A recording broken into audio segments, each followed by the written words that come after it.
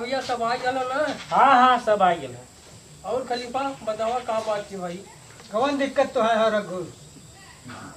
सरपंच भैया हम का बताएं, बताओ लायक ना बा। इनसे पहले पूछा कि हमरे लड़का के लिया के जन अपने घरे इनके लड़की भाग के चली आई, लड़का इनका गल संग में लिया के चलिया ले के और एके ले जाए कि वहाँ देखत भाई हम जब पहुँचे तो पता नहीं सब गोबर उठावत न, चरी कटावत न, रात उतने के खटवावत न। हाँ ये का रे? अरे जगावत रहे है उनका जिधर ससुर है भाई तुहार नहीं ऐठन ढील भाई भूखात रहल ना। ऐसे हम परेशान है सरपंच भैया। ये हमार नालायक ससुरा न चूतिया लड़कवे है। चुप रहा तोहार जितना इज्जत हमें पता है जल्ला। अरे हमके दोषी मत ठहरावा। सरपंच भैया देख ले, इनका लड़का बीड़ी छीन के पिया था, ये हमें सिखावत है। तो आज कितना इज्जत समाज में है देखत।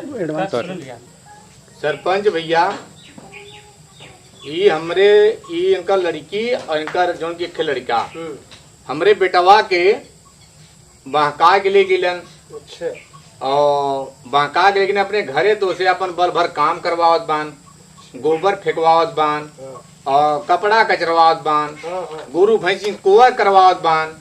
हाँ बीड़िया जगावत रहे, जगावक रह देता है। दिमाग वैसा खराब के लिए ससुर या जितना हमार मुंह देखा पड़ा था।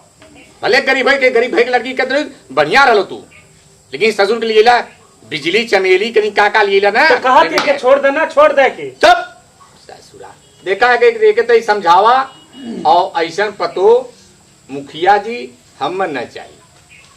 हमार भैया निपटारा करा दे यहाँ से, हम एक लूज लंगल लड़की से शादी कह दे, लेकिन ऐसा पतो न ले जाओ।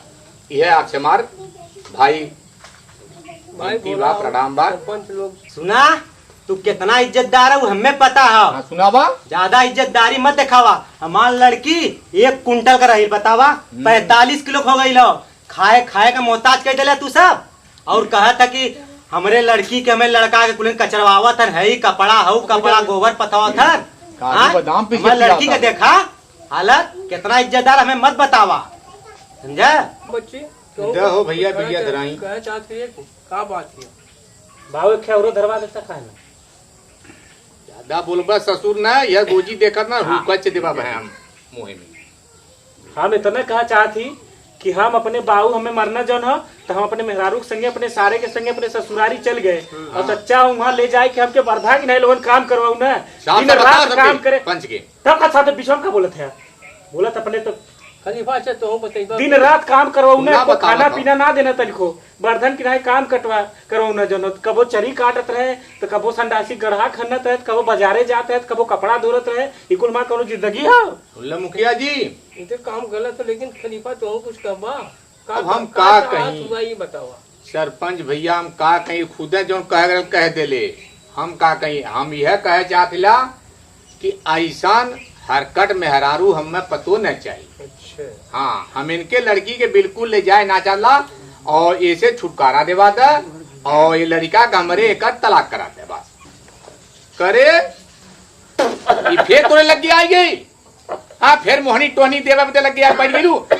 कैसा ने करे घूंघटवा में धुआं निकला थोड़े बतावा ऐसा करत हो करे जा जरा वाला तो धुआं ना निकली का निकली। अरे सासू नहीं का और केहू बहन बिटिया के घूंघटे में से धुआं निकला ला। हाँ अब तो छोड़ता है तो सब मेहर लिया लगी भर खा लिया ला जीव का हमारे कपारे बन ले बा। आज हम निपटारा कराएगा पंच भैया या जैसे देखा इतना अगर गुस्सा बढ़ जात बा, अगर घूंघटे धुआं निकलत बा हो देखा समझ में ये लगा था मन नसो करे लगा तू छोड़बा। हाँ छोड़बा करा छोड़ा तू। अरे ऐसा ना चाहिए पतो हम छोड़ के दिखावे इतना दहेज दे कौन चीज बदे। चुप रहा। हाँ ए खलीफा 1 कुंटल का शरीर 45 किलो का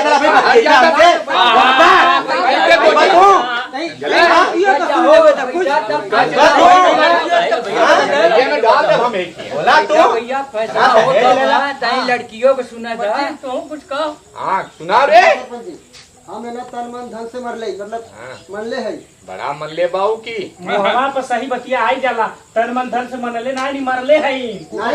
हाँ गलत एक कर पौवा रहे रो तेल मरता हुए के कपारे पर अरे! मन ले हो बाऊ का ना करे हम इनका कपड़ा ना खींचे जो इनके दवाई ना लेके गए संध्या के दोनों बाप बेटवा ओके पिए बदे के लेके जाए और जाए तो पिए पावे घरे में बैठ के हम दिन भर खाना पीना खाना नहीं तू तो देता मत बोला, तू देखा था हल्ला ससुराली में जाके करे हाँ हाँ अरे खुदा ओके बता बोले दा तू का बोला था बीच बताओ रे बता बोल बताता हूँ हाँ हाँ बताओ ते ना रे काट रहा थे ससुरा बता नहीं ससुर ना हम डेराइव का मुहवा में भैया नीचे रखबा तुमने बोला डेराइव का हाँ बोल भाई हम महाराज जी लग इधर हो भैया दे मतीसिया बिया धरावा धरावा बाऊ आज तक पी के बताइबा कर धरावा था देखा है करे सारे पंच लोग बैठन बदनाम कर बेकार रे अच्छा ठीक है बाऊ पी लो भैया बताओ बता ऐसा ना भैया हाँ कि दुर्गत तो हमार भैले हमारे ससुरारी ने हाँ बोल कहना कि जीजा जी 4-5 दिन जीजा कह के सेवा कही ने फिर जितना काम होल उतना काम हमसे करवाऊ ना हमार शरीर आधा हो गल बाऊ हाँ देखा पंच भैया एक शरीर आधा हो गई अब बतावा है कि हम खिया के पाल के महताई नार कैसो कैसो के बड़ा करे हम हैं करे बिड़िया हम सरवा पियर लायक काम कैसन होतो रे खींचा अरे बार बार घूंघटवा में से धुआं का ही निकला था तब बार बतिया कहा ऐसा करथो के कर करेजवा जर जाता अच्छा इतनी तेज बात करेजवा सूंघ जाते कर बाबू मतलब भाई, गलत और बोलते ला बोला। का करेजवा सुनूंगा था हाँ जो नरियो गड़वाए रहन भैया हाँ भैया जब मालूम करो तो नीचे ऊपर खर्च के मार जाए करा बहुत बढ़िया दाता अरे सरपंच जी तनी हमरो बतिया सुना। हाँ सुना देता हूँ भैया तुम अच्छा बतावा क्या हुआ। अरे हम उनकर सार है। अच्छा अच्छा हाँ तो जौन 10 आदमी खाना खात रहे वो आवत कहाँ से रहा? 10 आदमी का खाना खात रहे ना खात कबो रहे। 2 रोटी कबो 3 रोटी ना कबो खात 5 रहे। मुंह फूट जाए इतना खिया देला ना कि भैंसा दे ससुर मोटाई गेल है खात रहा बोल नहीं जाता अरे चुप रहा बाऊ ज्यादा जा बोलबा ना सुना सुना आज दिमाग हमार खराब सुना है इतना दहेज देली तो है। के बोलबा तू लड़की के बोलबा। पता कहाँ से लिया के कैसे कपारे पर बैठा पंच बोलबा।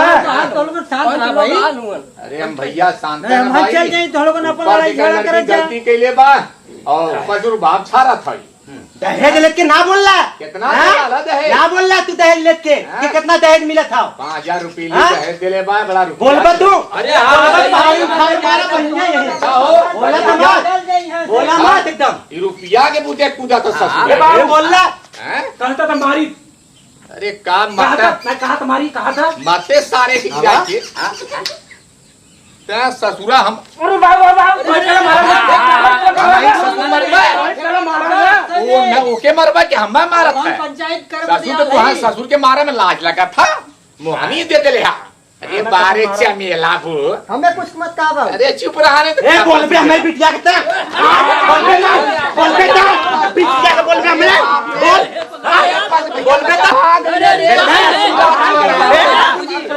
ता थोड़ा क्या सरपंच थोड़ा सरपंच क्या होगा बहन बिटिया के चमेली चमेला कहीं हां जाकर पकड़ निकाल के मारा ये नालाय लड़का कहते सारे के मार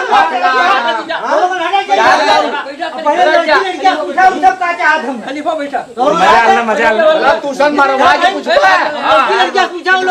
हाँ पैसा दे ले अरे पैसा देले तो ऐसा खरीद ले का अरे भाई पैसा दे ले ये बहुत तुरे हम सामने मारल बा खलीफा शांत रहे हाँ। कहूँ शांत रहा हो। भैया आप लड़की लड़की सरपंच को समझा दे अरे चुप रहता बाबू कितना समझा तो हम लोगों तो लड़ जात हुआ पंचायत लोग समझो ही ए! बता तो लड़ जात हुआ। चुपचाप रहा नहीं तब शांत रहा भाई नहीं तब अब तो नहीं बाबू बताओ क्या करा? पूछला आप बताइए ससुर आ तोरे नाते हम अच्छा ये बताओ कितना मार खाते हैं? भैया हैं? का चाह सरपंच जी हमारी बात सुने हाँ सुन ना का बताइबे अरे ना बच्चों लड़कों वो को चाहे- देवा एकर बाप हवे भरी जो- सभा मरलेस ना हम यही पर तलाक चाह एक लड़की के जात जैसे हम लिया न जाब यही तलाक दे बाद बास में चल रहा अरे भिखारी खा दाम दहेज ले उठे हमार चला ले हत आओ दाम तोरे देहत क्या कर बे बाबू अरे बैठा जा मार ले, जा। पका नहीं जा तो जा भूखा देगा अब कुटाई कैले है हाँ। देखो जाना तो अरे जरूरी ना उचार मार अब तो के हाँ सुना पंच लोग अब हमारे पास सुना हमारे बहुत अनाड़ी है हाँ। अब और कितना देव सोलह मेहर भसुआ सारे के सुना मेहर भसुआ सरवाई का बच्चे सुन ले हमारे बात सुना आप लोग हाँ हम इन्हें रखना चाहत है। हाँ सुना तू रहबो हमारे संगे ना, का हमने साहब संगे एक दूसरे के रह चाहत है। तो इनकर बाबू हमार बाबू कुछ ना कर, हम ही बात चाहत है आप सबसे। ई समझ गए तोरे मोहनी का सर होत हो। समझा थी भैया। ये भैया पंच भैया बीबी राजी का करिए काजी। हाँ, तो ठीक बा। सब परेशान हुआ। हाँ बढ़िया बा। चलो भाई इसे तो जान रहे ना ये पंच भैया पंच लोग गलती जा, गलती जा, हमारी जा, बा। जा दे, जा, जा, दिला। पहुंच जा। आज के बाद देखिए हमारे घरे तू चला, तू चला, तू जा। आज के बाद आज तक दिखाज मत मैं घरे। चला, चला, तू चला। चला जा। लड़की लाकर राजे क्या मत बोल बीचे में, अरे मोहनी दिल है ले जो बोल मत बीचे में। ले जो लड़का बना ले। दामादे का लड़का बना के रख, पैदा कर कि पैदा के नलायक। हाँ ससुरा, अरे हाँ ससुरा नहीं तो किया ले बे। आज के बाद ससुर देखैला तो मार के तोहार हमने टंगरी तोड़ दे। ज्यादा आज बात दिखाया मत तू ज्यादा बस यहाँ जाओ। रवा, यहाँ रवा। काई भैया बतावा। कोयर कांटा कहना ना खुदा भोगी है। अरे अब कुछ ना रह देख गया ली है। जब वो आप लोगों के सामने सरवा कबूले से मेहरी के। ससुरारी में उड़ा लगना तो खुदा भोगी है। हाँ तुम जमन बाइक ने बाहर खलवा मोहनी दे ले हनो के। मोहनी कुल उतर जाए लड़का। आज हमार में हरार है समझा दे तो के का करी भैया। चला चला चनी भैया जहाँ हो गेला लड़का से मजबूर है बस बस बस अब जो हरी बस अब लड़किया के नहीं समझ ले। हाँ भैया हम समझ नहीं पाए। बस बस बात करना ही पान ले।